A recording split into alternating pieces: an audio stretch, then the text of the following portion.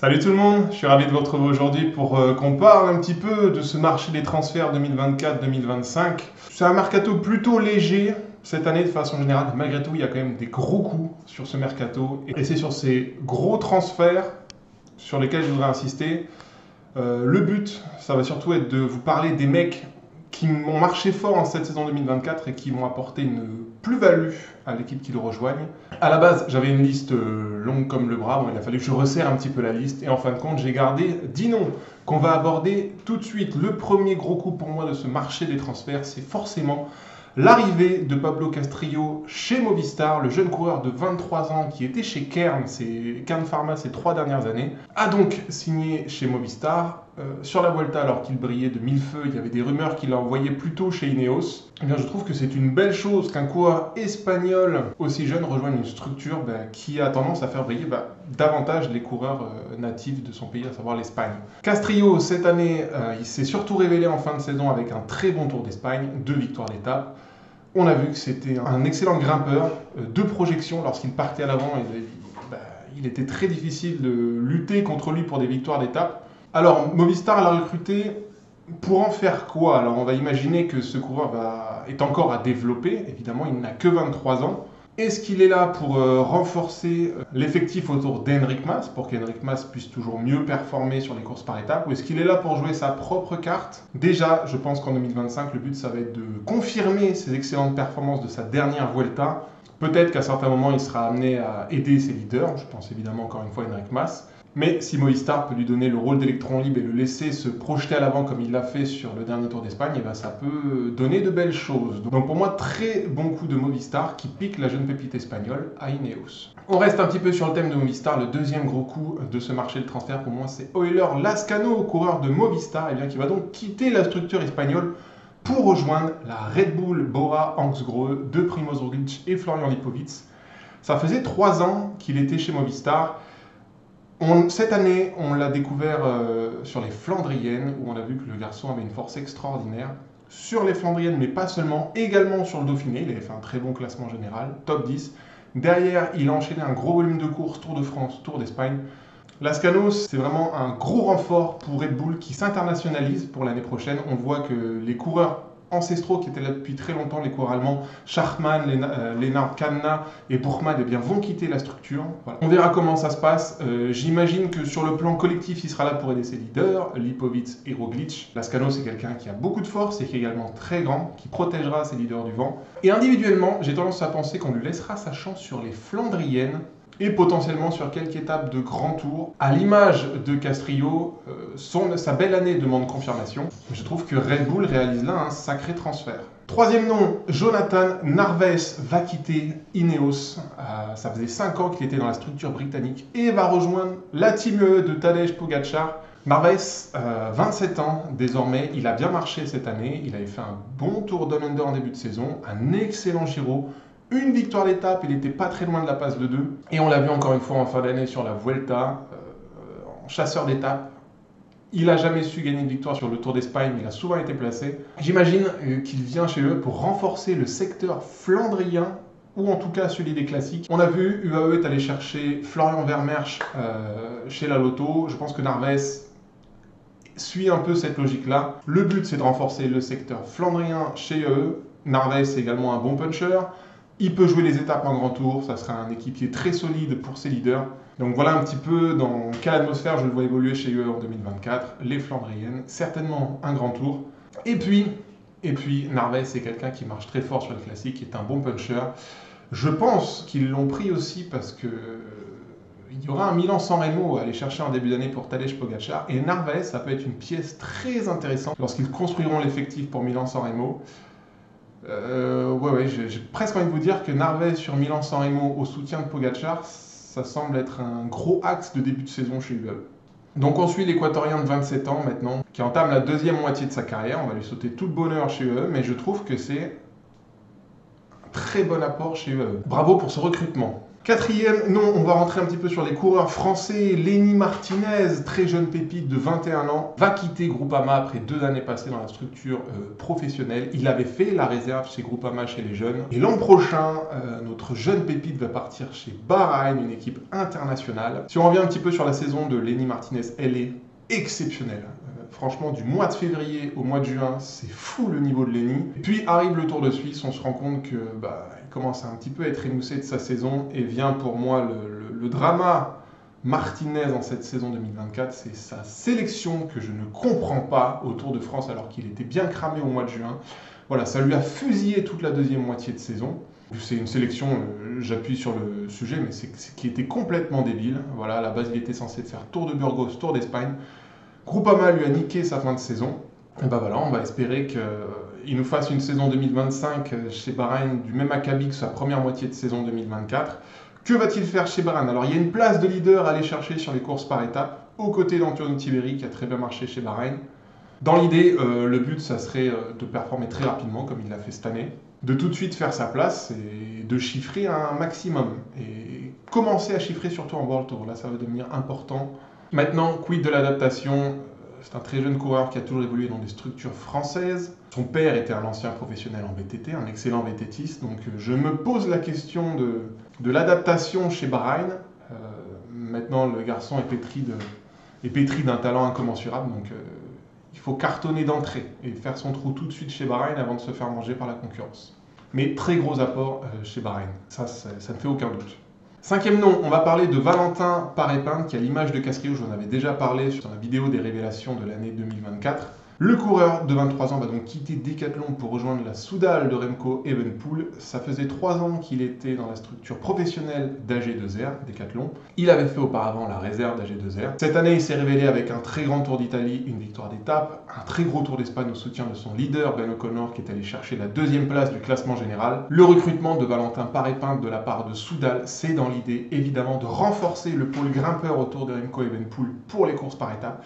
Donc je le vois bien faire une année 2025 où il va accompagner un maximum Remco. Et puis je trouve que Valentin est en train d'exploser, il est dans la pente ascendante. C'était le timing parfait pour intégrer la structure Soudal qui intègre très bien historiquement les coureurs français. Donc je pense que l'apport sera bon et sur le plan collectif et sur le plan individuel. Et je vais même aller plus loin, au vu de ce que nous a montré Valentin Paré-Pinte dans cette année 2024, je pense que ce sera le meilleur des équipiers en montagne de Remco Evenepoel. Même devant Landa, parce qu'on a vu sur le dernier Tour de France, Landa joue d'abord sa carte individuelle avant de jouer la carte collective. Valentin, évidemment, n'aura pas le choix parce qu'il n'a pas encore la carrière de Mikel Landa. Mais dans le secteur grimpeur, ça ne fait aucun doute pour moi, en 2025, Valentin Paré-Pinte, je le répète et je l'affirme, sera le meilleur équipier en haute montagne de Remco Evenepoel. À eux de me donner raison maintenant. Allez, on reste un petit peu sur la veine de Decathlon avec le 6e gros coup de ce Mercato 2024-2025. On va parler de Ben O'Connor. 28 ans, voilà 4 ans qu'il était dans la structure de Decathlon. Il va la quitter à l'image de Valentin Paré-Pinte pour rejoindre cette fois Jayco, la structure australienne. Si on revient rapidement sur la saison de Ben O'Connor cette année, c'est masterclass au niveau World Tour. C'est 2e du Tour UAE, 5e du Tirreno Adriatico, 2e au Tour des Alpes en préparation du Tour d'Italie où il fera 4e du général. 2e du Tour d'Espagne, 2e des championnats du monde. Ben O'Connor, cette année, c'est le 4e au ranking UCI. C'est le 4e coureur à l'échelon mondial. Sa saison est phénoménale. Et il va rejoindre Jayco, la structure australienne. Alors là, j'ai aucun doute, l'adaptation se fera toute seule. Et je pense qu'on va lui demander tout simplement de reproduire cette année qu'il l'a fait chez Decathlon, eh bien chez Jayco. Et en remplacement de Simon Yates, qui va quitter Jayco. Et qui d'ailleurs n'a pas fait une belle saison. Donc très bon move de Jayco, hein. Tu te débarrasses d'un Simon Yates qui était un peu en pente descendante et un petit peu perdu cette année, et tu vas chercher le 4e mondial, qui va évidemment l'an prochain, alors il ne devrait pas beaucoup gagner, je pense qu'il va tourner autour de 3 ou 5 victoires en 2025. Par contre, il va t'apporter de très précieux points qui vont permettre à ton collectif bien, de briller au classement par équipe. Donc, superbe apport chez Jayco que ce recrutement de Ben O'Connor, vraiment. Et hâte de voir ce que nous fera le grimpeur australien l'an prochain. Allez, on reste sur cette veine-là. Je vous parlais de Simon Yates juste avant. C'est mon 7e nom de ces gros coups du marché du transfert. Le coureur britannique de 32 ans va quitter Jayco après 11 ans au sein de la structure australienne.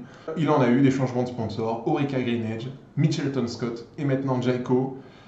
Simon Yates, cette année, c'est pas une bonne saison. Il est très loin de ses standards. Il n'y a qu'à voir sa saison 2023, il faisait 4e du Tour de France.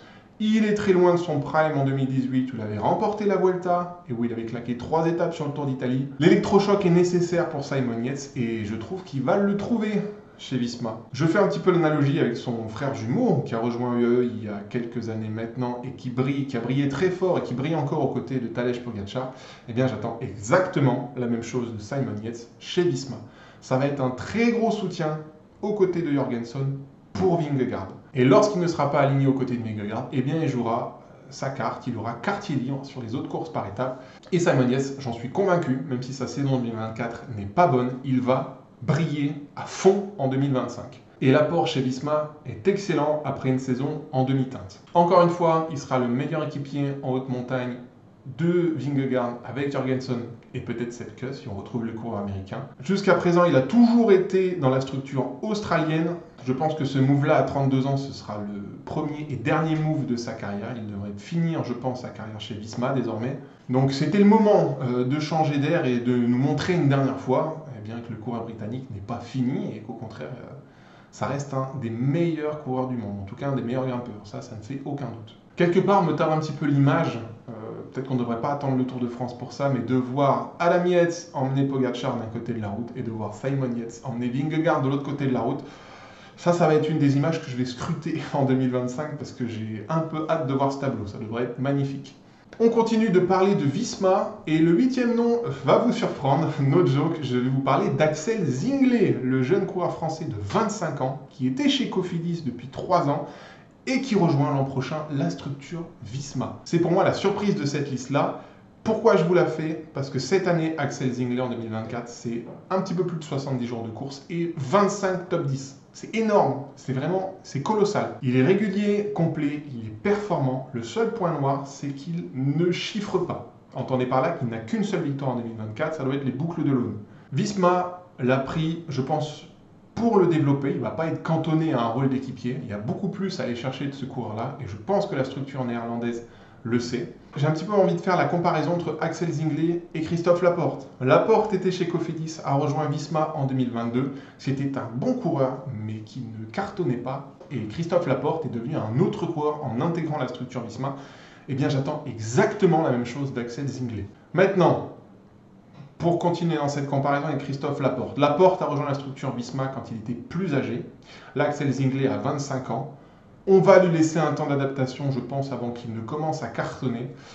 Mais je pense que c'est un très gros apport chez Visma, qui booste toujours un petit peu la carrière des coureurs qui les rejoignent. Et voir Zingler reproduire ce qu'a fait Laporte il y a quelques années, eh bien ça ne me surprendrait pas, bien au contraire. C'est pour ça qu'il est dans cette liste-là.